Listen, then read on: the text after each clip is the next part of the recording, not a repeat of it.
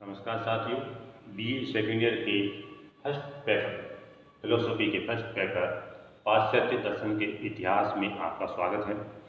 हम पिछले व्याख्यान में हमने जाना था कि डेकार्त दर्शन के बारे में हमने पढ़ा था कि डेकार्त दर्शन क्या है और डेकार्त जो फ्रांस के दार्शनिक हैं उनको पाश्चात्य दर्शन में आधुनिक दर्शन जो है उनका पितामह क्यों माना जाता है, क्योंकि इन्होंने सबसे पहले वैज्ञानिक विधि को जन्म दिया। तो इनको आधुनिक दर्शन का जन्मदाता इसलिए माना जाता है क्योंकि इन्होंने सबसे पहले दर्शन शास्त्र में ये बात रखी कि जिस प्रकार गणित की नींव निश्चयात्मकता के सिद्धांत पर आधारित है, अनिवार्यता के सिद्धांत पर आधारित है, उसी प्रकार हम दर्शन शास्त्र की नींव को भी हमें गणित के सिद्धांतों के समान निश्चयात्मकता हमें उनमें लानी चाहिए। तो दर्शन के क्षेत्र में सबसे पहले वैज्ञानिक विधि का जन्म डेकार्त ने दिया, इसलिए डेकार्त को हम आधुनिक दर्शन की विधि या आधुनिक दार्शनिक विधि का पितामह भी कहते हैं।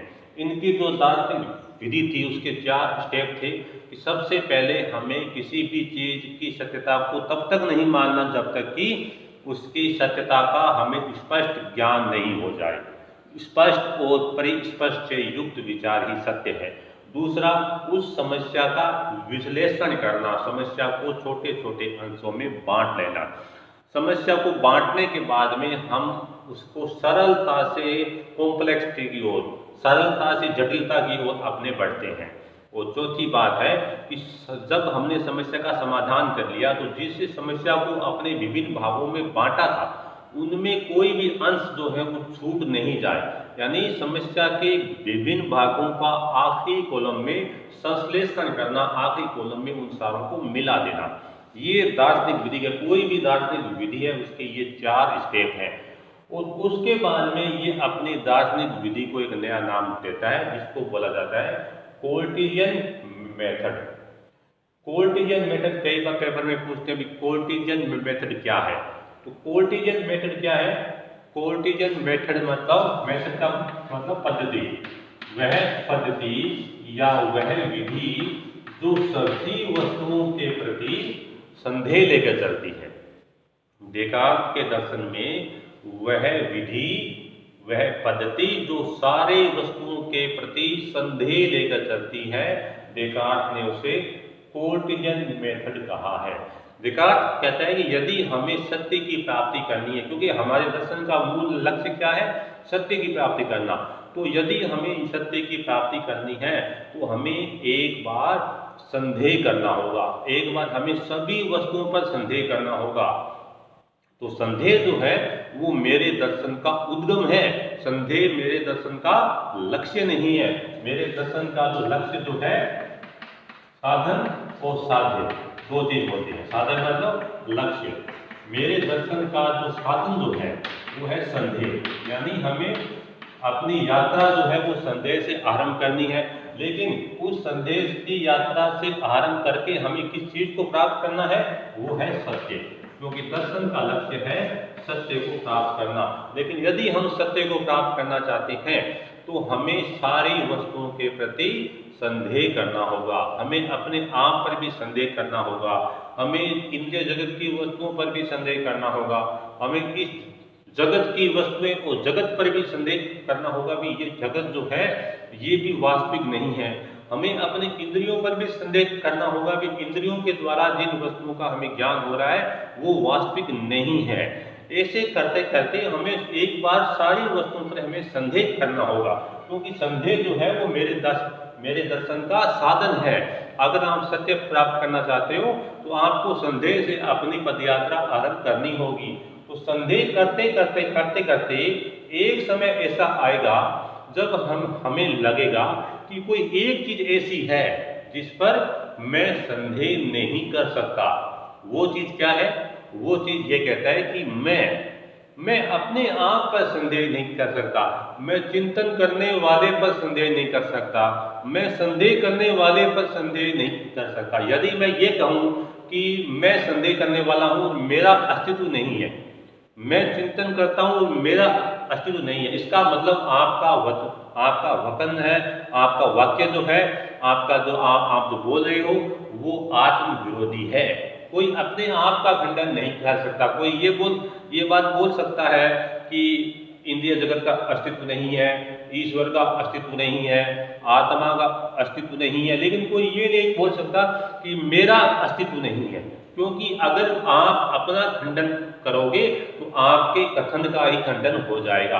तो व्यक्ति सारों की सत्ता पर संदेह कर सकता है, लेकिन एक चीज ऐसी है जिस पर वो संदेह नहीं कर सकता। वो चीज कौन सी है? मैं। ये कहता है कि मैं चिंतन करता हूं, मैं चिंतन करता हूं, अतः मैं हूं। क्योंकि यहां चिंतन करने वाले व्यक्ति की सत्ता है, यहां चिंतन करने वाले व्यक्ति की सत्ता पर किसी प्रकार का संदेह नहीं किया जा सकता। तो यह कहता है कि सारों पर संदेह किया। हमने अपनी यात्रा संदेह से आरंभ की, लेकिन सारों पर संदेह किया जा सकता है, क्योंकि मेरी पद्धति का नाम ही है पॉलिटिकल मेथड। ऐसी पद्धति जो सारी वस्तुओं के प्रति व्यापक संदेह को लेकर चलती है। लेकिन एक चीज ऐसी है जिस पर मैं संदेह नहीं कर सकता कि संदेह करने वाला व्यक्ति जो है वो अपने आप पर संदेह नहीं कर सकता कि मेरा अस्तित्व नहीं है। कम से कम उस व्यक्ति का जो अस्तित्व है, कम से कम उस व्यक्ति की तो सत्ता है जो चिंतन कर रहा है, जो संदेह कर रहा है। तो संदेह की क्रिया में संदेह किया जा सकता है, लेकिन संदेह करने वाले व्यक्ति पर संदेह नहीं किया जा सकता। और वो संदेह करने वाला व्यक्ति कौन है? वो मैं है, यानी वो आत्मा है। यानी कोई भी व्यक्ति अपनी आत्मा का खंडन नहीं कर सकता। और यदि आत्मा का खंडन नहीं कर सकता तो इस आत्मा को बनाने वाली भी कोई शक्ति होगी, वो है ईश्वर। अगर ईश्वर पर संदेह नहीं किया जा सकता तो ईश्वर ने मेरे अलावा भी बहुत सारी आत्माओं का निर्माण किया होगा, यानी जगत पर भी संदेह नहीं किया जा सकता। इस प्रकार ये आत्मा के अस्तित्व से इसकी यात्रा आरंभ होती है, और आत्मा के अस्तित्व के बाद में ये ईश्वर, और ईश्वर के बाद में ये जगत, इन सारों की सत्ता को आखिर में ये स्वीकार कर लेता है। ये इसकी है पॉलिटिकल मेथड।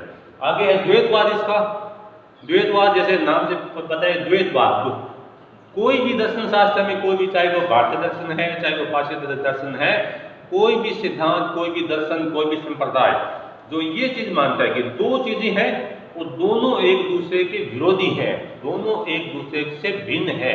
जैसे भारतीय दर्शन की बात करें तो सांख्य दर्शन, सांख्य दर्शन में प्रकृति और पुरुष का द्वैत है। हमने प्लेटो दर्शन में पढ़ा प्रत्यय और वस्तु का द्वैत है। हमने अरस्तु में पढ़ा कि वस्तु और प्रत्यय, हालांकि वो ये मानता है कि प्रत्ययों से वस्तु अलग नहीं है, तो अपने अरस्तु दर्शन को तो इसमें शामिल नहीं करेंगे। लेकिन प्लेटो जो है वो मानता है कि आत्मा और शरीर का द्वैत है, व्यवहारिक जगत और पारमार्थिक जगत है उसका द्वैत है। उसी प्रकार यह मानता है कि मन और शरीर का द्वैत है। मन जो है वो शरीर से भिन्न है, और शरीर जो है वो कि मन से भिन्न है। दोनों एक दूसरे से भिन्न है, दोनों एक दूसरे के विरोधी है। तो सवाल ये आता है कि जब मन और शरीर दोनों में द्वैत है, दोनों एक दूसरे से पृथक है, दोनों में एक दूसरे विरोधी है, तो इनमें अंतर क्रिया कैसे होती है?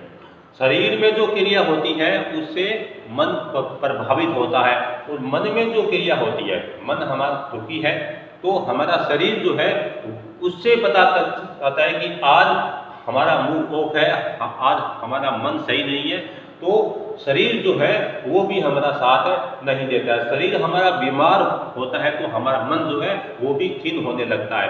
यानी शरीर की क्रिया का मन पर और मन की क्रिया का शरीर पर बराबर प्रभाव पड़ता है। इसका मतलब दोनों में संबंध तो है। तो ये मानता है कि दोनों एक दूसरे एंटी है। अगर एंटी है तो इस संबंध को किस प्रकार से सुलझाया जा सकता है? तो देखा कहता है कि दोनों विरोधी हैं, मैं ये मानता हूँ, लेकिन दोनों के संबंध की जो आप बात कर रहे हो, दोनों में पारस्परिक संबंध की जो आप बात कर रहे हो वो भी सही है।